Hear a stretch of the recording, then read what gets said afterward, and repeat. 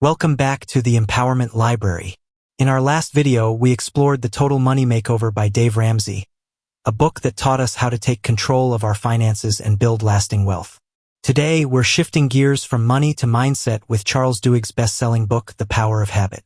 This fascinating book dives into the science of why we do what we do in life and business.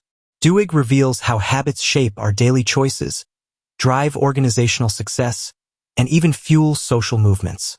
Most importantly, he shows us that habits aren't destiny. They can be understood, reshaped, and transformed. By mastering the habit loop, we can replace destructive patterns with empowering ones and unlock real change. So let's dive into the power of habit and discover how small routines create big transformations. Part 1. The Habits of Individuals. This part explains how habits function within the human brain and why they are so powerful. Duhigg introduces the habit loop of cue, routine, and reward, showing how habits form automatically and can drive our daily behavior without conscious thought. He also reveals the role of craving in making habits stick and how powerful desires push us to repeat certain actions. Through real-life stories, such as patients with memory loss and the rise of toothpaste use, he shows that habits can be reshaped but never fully erased. The golden rule of habit change teaches that by keeping the same cue and reward while altering the routine, transformation is possible. Belief, often supported by community, is a critical ingredient in lasting change. This section sets the foundation for understanding personal growth and self-discipline. Chapter 1: The Habit Loop. How Habits Work. Duhigg introduces the idea that habits follow a three-step loop: cue, routine, and reward. Habits form because our brains seek ways to save effort, and once a loop is established, the brain stops making decisions and simply follows the pattern. He illustrates this with a patient named Eugene, who lost his memory but could still follow habits he had unknowingly developed. This demonstrates that habits exist in a part of the brain separate from memory and reasoning.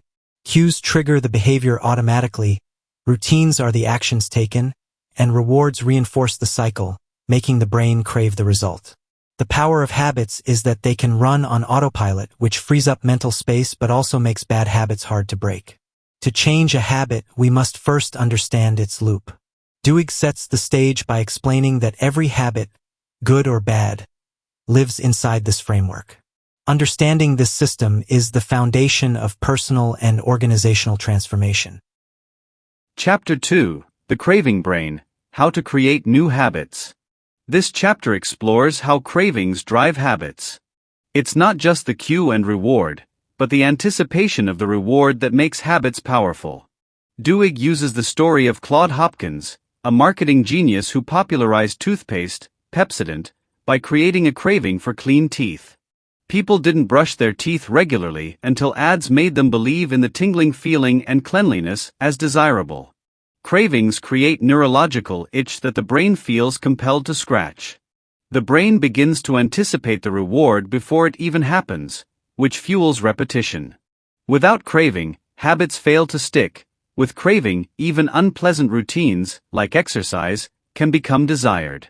The lesson is that if you want to build new habits, you must identify a reward that sparks anticipation.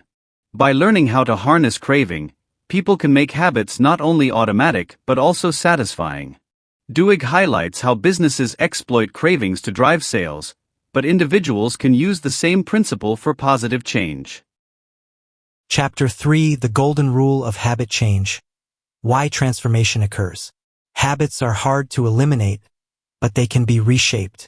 Duhigg presents the case of Tony Dungy, the NFL coach who transformed the Tampa Bay Buccaneers by focusing on small, simple cues and routines, instead of overwhelming playbooks. The golden rule of habit change is that you cannot erase a habit. You must replace the routine while keeping the same cue and reward. This is why Alcoholics Anonymous works. It substitutes destructive drinking routines with meetings, sponsors, and community support. But the cue, stress, loneliness, and the reward, relief, connection, remain similar. Over time, the new routine becomes the default habit. Belief also plays a crucial role. People must believe change is possible, often supported by a group. Duhigg emphasizes that recognizing the habit loop and consciously altering the routine is the most effective way to change. This rule shows how deep-rooted change occurs not by willpower alone but through strategic substitution and belief. Part 2. The Habits of Successful Organizations. In this section, Duhigg expands the science of habits to companies and institutions.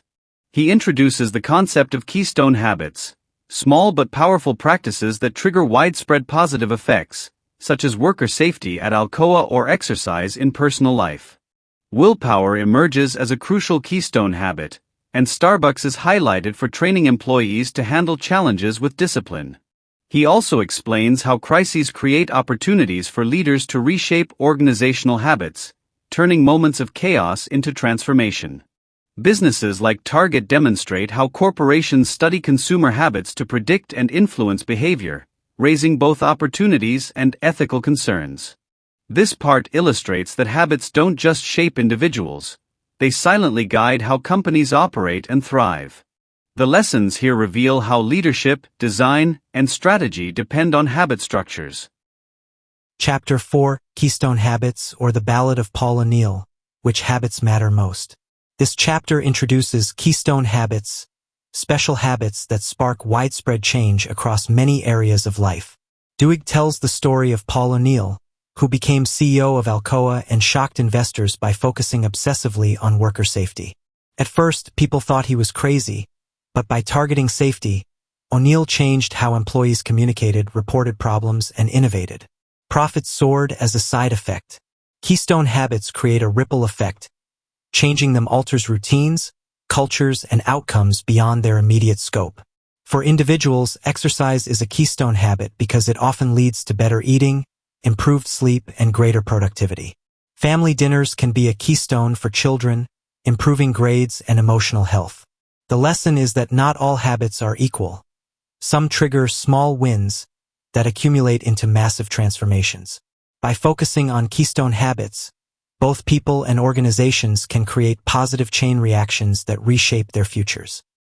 Chapter 5. Starbucks and the Habit of Success, When Willpower Becomes Automatic.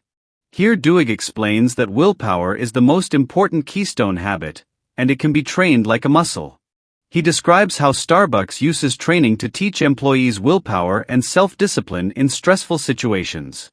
Instead of leaving workers unprepared for rude customers, Starbucks trains them with specific routines, so they fall back on habits rather than emotion. Research shows people with strong willpower tend to do better in school, work, and relationships, because willpower spills over into other areas of life. However, willpower can be depleted, which is why planning and habit loops matter. When people know what to do in advance, they don't drain mental energy. For example, students who learn to plan for obstacles, if I get distracted, then I'll perform better. The big takeaway is that willpower is not just a trait you're born with, it's a habit that can be built and reinforced through practice, planning, and structure. Chapter 6, The Power of a Crisis. How Leaders Create Habits Through Accident and Design. This chapter shows how organizations often change most dramatically during crises, when old routines break down. Duhigg uses examples like hospitals implementing safety reforms after fatal errors, or companies restructuring after disasters.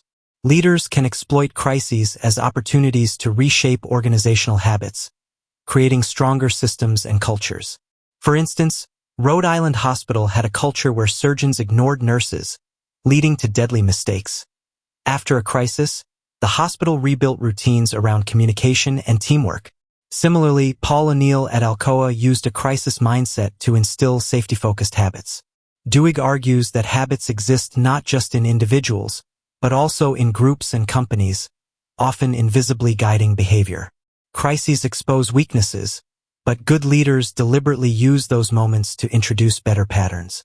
The broader point is that change is hard during stability, but during chaos, people are more open to new ways, making crises powerful turning points for transformation. Chapter 7. How Target Knows What You Want Before You Do, When Companies Predict and Manipulate Habits.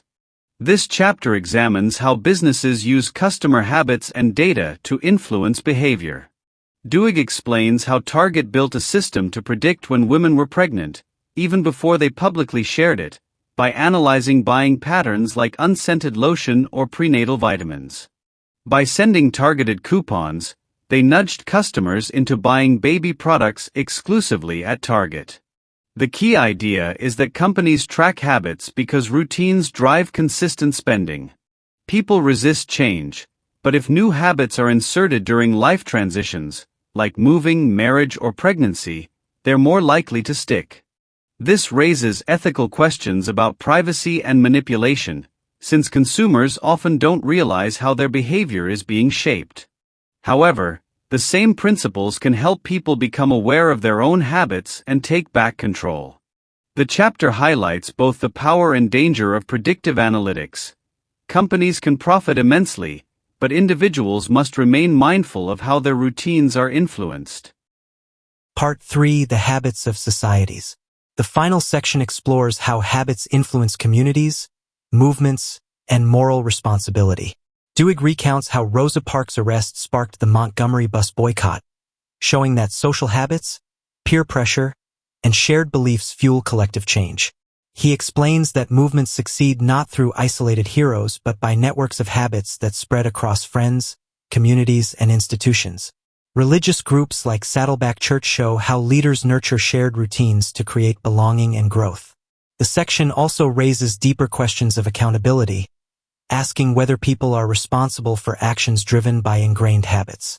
Stories of gamblers and sleepwalkers highlight the tension between automatic routines and free will. Ultimately, this part reminds us that habits shape not just our personal lives or organizations, but the fabric of entire societies. Chapter 8: Saddleback Church and the Montgomery Bus Boycott, How Movements Happen. Here Duhigg explores how habits shape social movements. He tells the story of Rosa Parks, whose refusal to give up her bus seat sparked the Montgomery bus boycott. Parks' wide social connections meant her arrest resonated beyond her immediate circle, creating a ripple effect. The boycott worked because of 3 stages of social habits. Friendships start movements, strong community ties sustain them, and leaders help transform shared habits into belief-driven action. He also uses Saddleback Church as an example of how leaders create a sense of belonging and shared routines that bind people together. Habits in communities work like those in individuals. Once patterns are repeated and rewarded, they spread automatically. Successful movements, from civil rights to religious organizations, rely less on individual charisma and more on networks of habits that create momentum. The big message is that collective change is a product of social habits, peer pressure, and belief, not just isolated heroism. Chapter 9: The Neurology of Free Will. Are we responsible for our habits? This final chapter asks a deep question. Are people morally responsible for their habits? Duhigg contrasts 2 cases: Brian Thomas, who killed his wife while sleepwalking and was acquitted, and Angie Bachman, a woman who gambled away her family's fortune and was held liable by courts. Both acted on ingrained routines, but society judged them differently.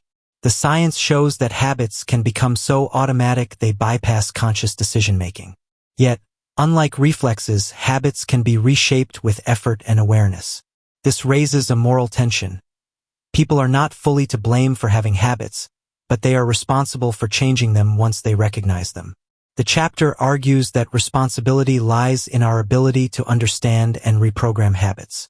Free will exists in the choice to rewrite routines, even if cues and cravings remain powerful. The conclusion underscores that understanding habits gives people the power to shape their futures. Appendix: A Reader's Guide to Using These Ideas. In the appendix, Duhigg provides a practical step-by-step method for changing habits. The process is: identify the routine, experiment with different rewards, isolate the cue, and then plan a new routine. He emphasizes writing down the habit loop to make it visible. For example, someone who snacks every afternoon might experiment to see whether the reward is hunger, boredom, or socializing. By recognizing the cue, time of day, emotion, or environment, and substituting a healthier routine with the same reward, the old habit can be reshaped. The appendix simplifies the entire book into a hands-on guide for personal application. Duhigg stresses that awareness, experimentation, and belief in change are essential. Ultimately, the reader learns that habits are not destiny. They can be reprogrammed with persistence and the right strategies. This makes the book not only a study of science and stories, but also a toolkit for real transformation. That brings us to the end of our journey through the power of habit. We've seen how habits shape individuals, organizations, and even societies, and most importantly, how we can change them to transform our lives. Remember, small routines may feel invisible, but they hold the power to build or break our future. Thank you for watching and being part of the Empowerment Library. In our next episode, we'll dive into Darren Hardy's The Compound Effect, a powerful guide on how consistent small choices lead to massive success over time.